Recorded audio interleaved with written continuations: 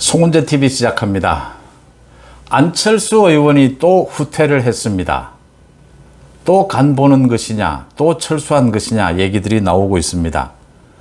그러니까 안철수 의원이 어제 기자들에게 내일 조기 전당대회나 이준석 문제에 대한 자신의 입장을 밝히겠다라는 얘기를 하면서 대부분 안철수 의원이 그동안 권성동 대행체제를 지지하던 그 입장에서 벗어나서 조기 전당대회에 대한 자신의 좀 더 적극적인 입장이 나오지 않겠느냐 이런 예상을 했는데, 안철수 의원이 하루가 지나면서 오늘 오전에 자신의 SNS에 글을 올리기를 권성동 대행체제로 일단 유지하는 것이 맞다. 이유는 두 가지를 들었습니다. 이준석에 대한 경찰 조사를 좀 지켜봐야 된다. 그 다음 직무대행체제라고 하는 이 당헌 당규상 해석, 이 법률적인 해석, 이 부분이 좀 더 정당하지 않느냐라는 이유를 들었습니다. 이준석 문제에 대한 변화, 경찰 수사 변화, 이걸 조건으로 내걸기는 했지만 일단 권성동 체제에 손을 들어줬다라고 하는 점에서 안철수가 지난밤에 무슨 생각을 했느냐. 그러니까 기자들에게 내일 입장을 밝히겠다. 안철수는 이미 권성동 직무대행체제가 있고 난 다음에 권성동 대행체제가 어쩔 수 없는 것이 아니냐라는 입장을 밝혔습니다. 그래서 굳이 기자들의 많은 질문이 있으면 입장에 변화가 없다라고 하면 그만인데, 그것도 하루 시간을 두고 내일 입장을 밝히겠다라고 하고 안철수가 장제원을 비롯해서 권성동 많은 소위 친윤 의원들과 협의를 거쳤다라는 것으로 추정이 됩니다. 지금 국민의힘 당에서 나오는 이야기는 안철수의 계산은 지금 유력한 당권 주자로 꼽히는 김기현과의 경쟁에서 지금 조기 전당대회로 가게 되면 이길 수가 없다. 당내 기반이 약하기 때문에 이런 계산을 한 것이 아니냐. 지금 친윤이라고 꼽히는 권성동 장제원의 생각은, 장제원도 최근 들어서는 권성동 대행체제가 일단은 어쩔 수 없지 않느냐 이런 입장으로 돌아선 것은 역시 두 가지입니다. 이준석의 문제, 경찰 조사 부분, 수사 부분이 좀 변수로 남아있다라고 하는 것이고, 또 하나는 지금 직무대행으로 갔는데 2주일 만에 이걸 바꾸는 게 좀 부담스럽다라고 하는 것들입니다. 여기에 안철수도 발을 맞춰서 수위를 굉장히 낮춰서 사실은 후퇴를 했다, 이렇게 예상이 되는 대목입니다. 이런 점이 안철수의 한계가 아니냐 이렇게 지적이 되는 부분입니다. 반면에 김기현은 오늘도 연일 방송에 나와서 조기 전당대회가 필요하다. 당헌 당규를 좀 더 적극적으로, 좀 더 공격적으로 해석을 해야 된다. 당헌 당규에만 묶여서 아무것도 하지 못하는 것은 정치가 아니다. 이준석이 6개월 뒤에 복귀한다라는 것은 더 큰 분란을 일으키는 것이다. 조기 전당대회를 촉구하고 나섰고, 안철수와 김기현의 새 대결이다라고 하는데, 김기현의 토론회에는 50명대가 모였고 안철수의 토론회에는 30명대가 모였다. 안철수가 위기의식을 느끼고 후퇴한 것이 아니냐, 이런 분석들이 나오는 대목입니다. 안철수가 오늘 SNS에 글을 올린 것, 또 기자들과 질의응답도 있었는데 안철수의 글은 이런 내용들입니다.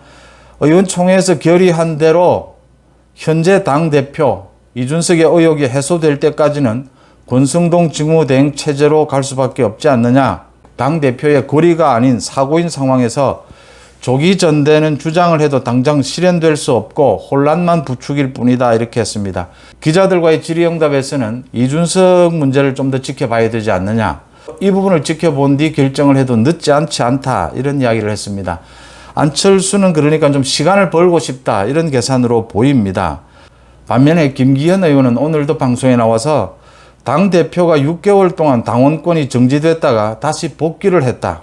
그러면 내부의 갈등은 더 커질 수밖에 없다. 조기 전당대회가 불가피하다, 이렇게 주장을 펼쳤습니다.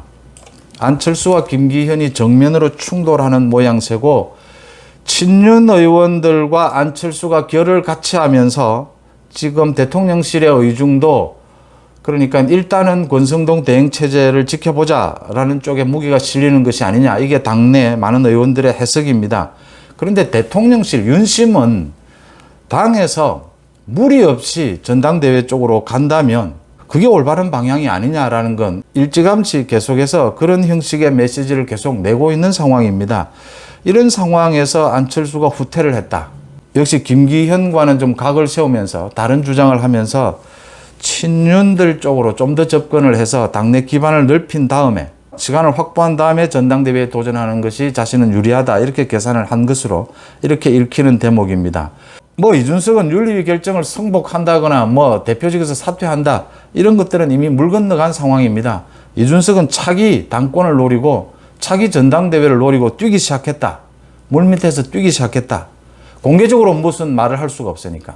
공개적으로 어떤 이야기를 하게 되면 윤리위에 또 걸려들 수가 있으니까 물밑에서 움직이기 시작했다 이렇게 보이고, 문제는 이제 경찰 수사인데 경찰 수사가 좀 장기화될 것 아니냐 이런 전망들이 나오는 상황에서 안철수나 친윤, 장제원이나 권성동은 지금 자신이 직무 대행을 하고 있는 부분도 부담스러워하고 있습니다.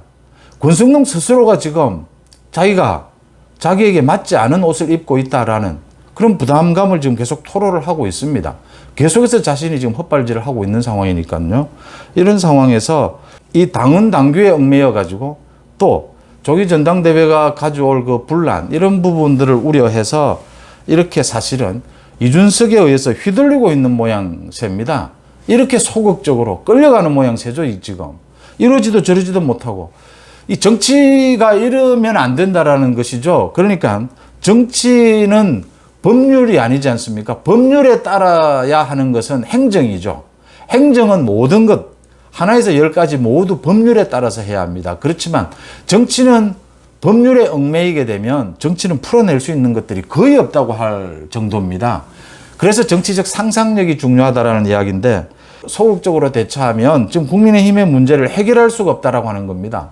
좀 더 적극적으로 공격적으로 나설 때 그게 정치의 몫이거든요. 정치적 상상력이고, 그렇게 할 때 이 문제들을 이준석 문제도 넘어서고 지금 국민의힘의 리더십도 구축할 수가 있다.